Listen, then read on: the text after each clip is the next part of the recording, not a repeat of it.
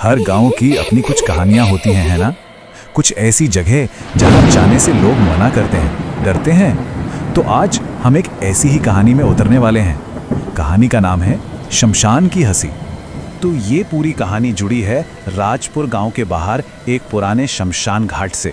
और इस कहानी के सेंटर में है एक किंवदंती, एक ऐसी औरत के बारे में जो बिल्कुल ठीक आधी रात को हंसती है। और सुनिए, ये कोई ऐसी वैसी हंसी नहीं है, ये एक ऐसी खौफनाक हंसी है जिसके बारे में लोग कहते हैं कि जिसने भी इसे सुन लिया वो फिर कभी पहले जैसा नहीं रह पाता। तो चलिए अब कहानी के पहले हिस्से में चलते हैं। यहीं पर हम देखेंगे कि कैसे कुछ लड़कों ने इस रहस्य को चुनौती देने का फैसला किया।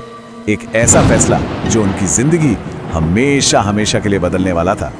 तो कहानी के मेन कैरेक्टर्स कौन हैं? ये हैं 3 दोस्त, अमन, दीपक और सूरज। अब देखिए, गांव के बाकी लोगों की तरह इन्होंने भी ये कहानी सुनी तो थी, लेकिन इनमें डर से ज्यादा ना एक तरह की क्यूरियोसिटी थी। तो बस एक रात उन्होंने आपस में एक कह सकते हैं एक बेवकूफ़ी भरी शर्त लगा ली। शर्त ये थी कि जो भी उस डरावने शमशान में जाकर एक लाल फूल तोड़कर वापस ले आएगा उसे ही सबसे बहादुर माना जाएगा। और बस यहीं से उन घटनाओं की शुरुआत होती है जो उनकी सोच से कहीं कहीं ज्यादा भयानक थीं। और इसी के साथ उनका सफर शुरू होता है अंधेरे की ओर। और जैसे जैसे वो शमशान के करीब पहुंचते हैं ना, पूरा माहौल बदलने लगता है। जो पहली चीज उन्होंने महसूस की वो थी हवा में आई ठंडक। और ये सिर्फ मौसम वाली ठंड नहीं थी, नहीं, ये एक अजीब सी सिहरन पैदा करने वाली ठंड थी जिसने उनके सारे मजाक और हंसी को जैसे शांत कर दिया। फिर उनका ध्यान एक और बात पर गया। गांव के जो कुत्ते हर रात भौंकते रहते थे वो सब अचानक खामोश हो गए थे। एक अजीब अननेचुरल शांति थी, जैसे किसी अनहोनी के डर से सब कुछ थम सा गया हो। और उस चांदनी रात में पेड़ों की परछाइयां भी जैसे उनके डर को और बढ़ा रही थीं। वो जमीन पर खिंचकर अजीब अजीब डरावनी आकृतियां बना रही थीं, मानो अंधेरे में कोई उन्हें घूर रहा हो। जब वो शमशान पहुंचे तो शायद अपने डर को छुपाने के लिए ही अमन ने बड़ी बहादुरी दिखाते हुए कहा, देखो कुछ नहीं है यहाँ। ये वो पल था जब उन्हें लगा कि शायद वो कहानी झूठी ही थी, पर वो बहुत गलत थी। और ठीक उसी पल सब कुछ बदल गया। जिस रहस्य को वो एक मजाक समझ रहे थे ना, वो अब उनके ठीक सामने आने वाला था।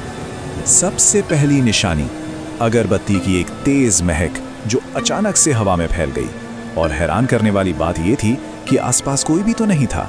ये एक साफ इशारा था कि वो वहां अकेले नहीं है। और जैसे ही अमन ने उस फूल को छुआ, सन्नाटे को चीरती हुई एक ठंडी सी फुसफुसाहट सुनाई दी, तुमने मेरा फूल क्यों छुआ?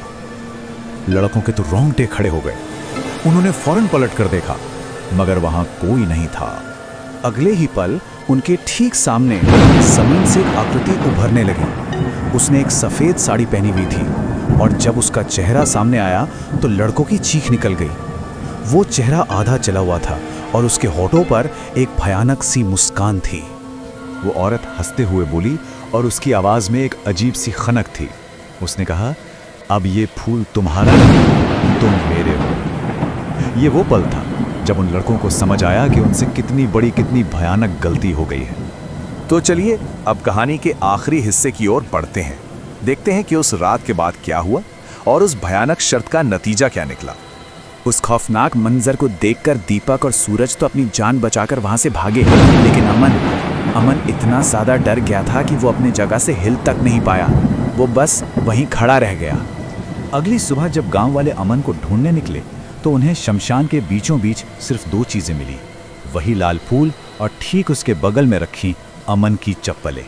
अमन का कोई नामो निशान नहीं था, जैसे उसे जमीन निकल गई। गांव वाले कहते हैं कि उस दिन के बाद से अगर आज भी कोई उस फूल को छूने की हिम्मत कर ले तो उस औरत की वही डरावनी हंसी फिर से गूंजने लगती है, जैसे वो चेतावनी दे रही हो। हाँ, तो सवाल यही रह जाता है, क्या वो सिर्फ एक कहानी थी या उस शमशान में आज भी कोई राज दफन है? क्या वो हंसी आज भी वहां गूंजती है, किसी और की बहादुरी के इम्तिहान का इंतजार करते हुए?